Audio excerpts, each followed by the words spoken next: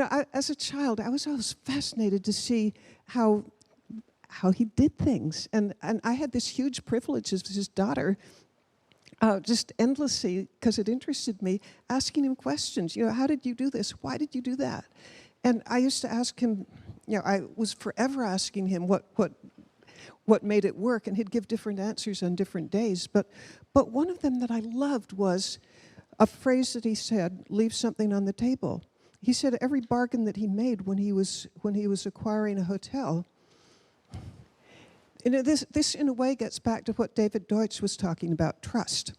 That he felt that he, in almost every, well, in many, many cases, and I would say the majority of cases, if somebody who's, let's say a woman is a widow, her husband had built a hotel, and she's not going to run it herself, she's going to sell it. Who does she sell it to? She's going to sell it to the person who has a reputation of being generous and treating you right.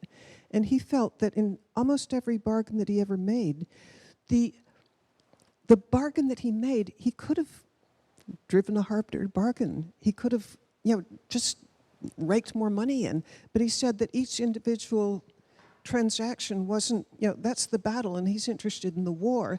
And the war is, he wanted to position himself as the buyer that the widows and orphans are going to go to because they're going to be treated right.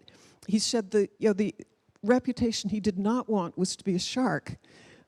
Instead, leave something on the table meant that he would always get, I'm not sure I should say always, but in general, he would get the pick of the offers because he had a reputation, which gets back to the trust issue that David was talking about.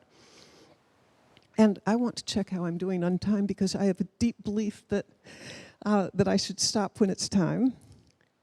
My husband was, sometimes I think I live in this weird parallel universe because what are the odds of my being associated with somebody who started a company and a father who started a company that both ended up with 20,000 employees, and they both sell in more than 100 different countries? Well, by the way, we did sell Sheraton and put the money into other nice things, but Frank also built the company by an almost endless series of taking over processing plants, or we've recently gotten into organics, so we're now, I think you all know us as chickens, but we're also beef and lamb and cattle. So, and half of what Purdue does is we're a grain company, and we're also a transportation company. But all of those were done through acquisitions. I mean, he didn't just grow it, he bought them. How did he make it a success?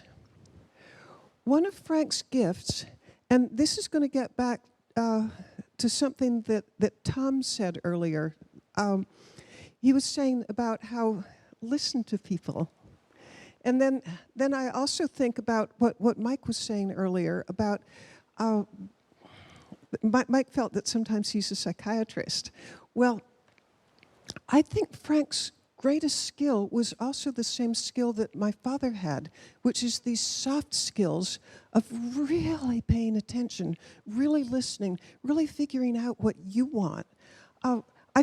In some ways, I almost thought that he was selfless because, like, I'm a writer by trade. You hear me now speaking, but what I really have done most of my life is I'm a writer. And as a writer, I'm trained to observe. And oh my God, not only did I get to see how my father built a company, I got to see how my husband did it and to ask him in real time how he did it.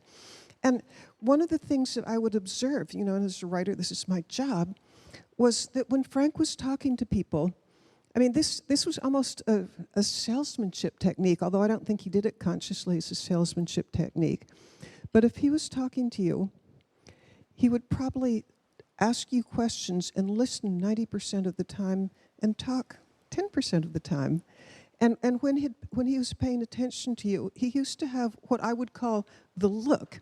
And when I describe it as the look, it sounds contrived, but no, it was utterly genuine. When he was talking with you, he had this force field, and he could just envelop you in that you're the most important person in my world at this moment. And I think he really meant it. And I also noticed that when, say we've taken over a new company, we would go, and I'm not sure if I should say we, but I said it, so here goes. I mean, he did it, but I'm tagging along.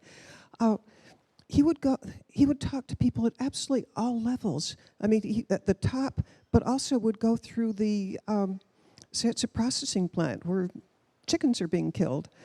He would talk to people on the line, and with just the most natural way.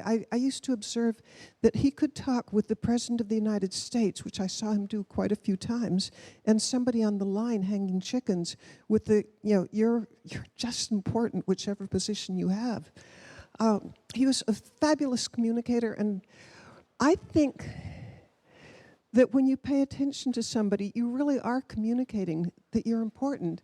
And I think he had something in common with my late father, which is if you started at Purdue, you were probably there for life.